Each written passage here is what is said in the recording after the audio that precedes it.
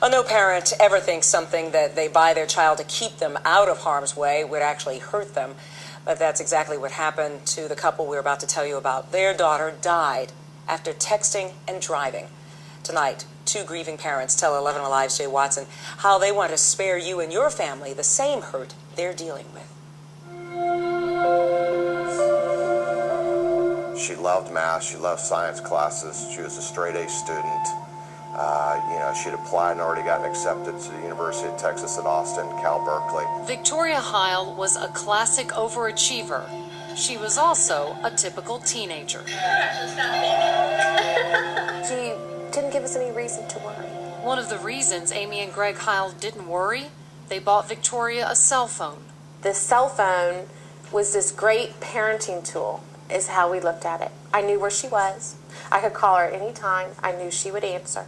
If she didn't answer, then she would get in trouble. 3 days after Christmas, 2008, dressed in a brand new outfit, Victoria headed out to exchange gifts with her friends. At 11:40 that night, she called home as she was driving. I put her on speaker, so my mom and dad and Greg and I could all speak to her. 25 minutes later, on 575 just north of Town Lake Parkway. According to the witness, she was driving straight and then just, boom, hit the guardrail. A friend called the Hiles, said they saw Victoria's yellow Jeep. Greg and Amy rushed to the scene.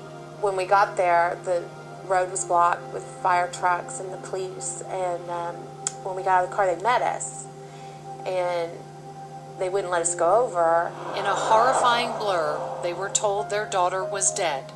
Then they had to do the unthinkable. They put her in an ambulance and then had us come up and identify her. Victoria's two older sisters were at the scene waiting for the news. It was just the hardest thing to go tell our daughters.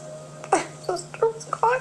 Dear Vic, you've always had the brightest smile I've I'm so ever thankful seen. to have met such a sweet girl like you. Instead of signing her yearbook, Victoria's friends and family wrote epitaphs. Just to question God why he took you from us. 1 month later, the Hiles learned the cause of the crash, texting. We were shocked. Police had found records of text messages between Victoria and a friend. The text messaging, was occurring all the way up to 12:05, right before the crash. And the last text message he sent Victoria, we probably shouldn't be doing this while you're texting and driving. It's dangerous. It's dangerous. It has been almost 14 months since they lost her. Sometimes I still can't believe it. I wake up in the morning and I think, I cannot believe, my daughter is gone. And, you still think, oh, I need to tell Victoria that, or, she would think this is funny, and then I see kids in college, and I think, what would she be doing? That's a cute outfit. I bet Victoria would like that. It's very painful, because, you don't want to be the mother that lost a child. You don't want to be those parents.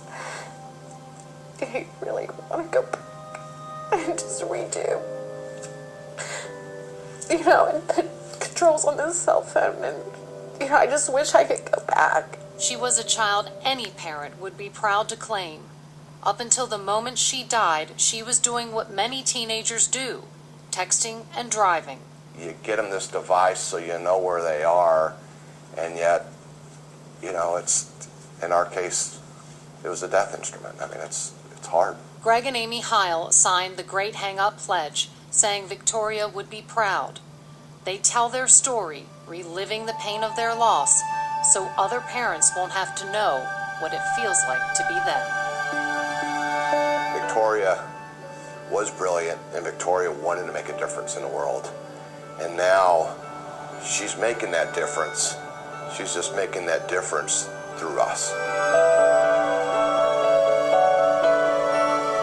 We're making it very easy for you or your teenager to take the pledge. Go to 11alive.com, click on the Great Hang-Up. Right there, you'll find this form, print it out, sign it, and place it in your car as a reminder.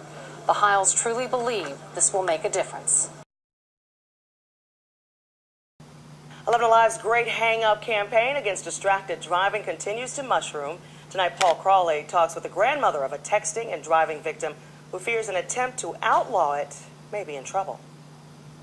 I was thrilled. I was touched. And I thought, this is what we need. Dahlonega resident Sally Sorahan called 11 Live News to give us her reaction to our Great HangUp campaign on the dangers of distracted driving. She's all about awareness of the problem, thanks to her family's tragedy.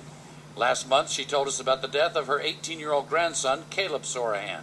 The Morgan County teen died in mid-December after running his car head-on into a truck while texting and driving. This grandmother urges other families to make sure their teens know just how dangerous it can be. We saw it as a danger and as a problem, I think the adults did. And we cautioned him. But we didn't really sit down and have a heart-to-heart talk to him. Sally Sorahan's crusade over her grandson's death led to one of several bills against texting and driving now in the Georgia legislature. But with this year's session halfway over and those bills still stuck in committee, she fears a new law might not happen. She's especially concerned that the bill that has gone the farthest only applies to teens, but not adults. Children look to them as examples. It's not just telling them. They look to them as examples, and that's what teaches as much as anything. Sally Sorahan is campaigning for a texting and driving law because she fears awareness will fade until someone else loses a loved one. Paul Crawley, 11 Live News. Gwinnett County Police have leveled a list of charges against a Duluth woman whose car struck and killed a pedestrian one night in October. Police say the woman was texting on her cell phone at the time. 11 Alive's Doug Richards has the latest. In October, police say a man crossed a busy four-lane road against a red light. The pedestrian, 48-year-old James Eaton, died when a car struck him. Yet police have charged the driver, 48-year-old Lori Rennick, with vehicular homicide and other crimes. Police say when the accident happened, she was texting while driving. They have enough probable cause and very confident that the driver of the vehicle that struck the pedestrian was texting on her cell phone as she was driving. At the time of the collision? From what I'm told, at the time of the collision, yes. But Rennick's attorneys say police have misjudged the facts. Uncategorically, she was not texting at the time that this accident took place. Not on the cell phone at all? Not at all.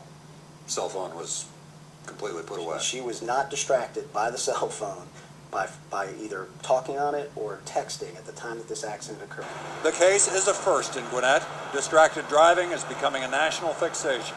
And Gwinnett police don't mind saying this case sends a sharp message to motorists. If you are being distracted from driving a vehicle at any extended period of time, then that's where the charge comes in. This is one of those cases where they haven't charged it before, possibly haven't prosecuted it before, and this is the case that they've chosen to make their test case. They've just chosen Portland.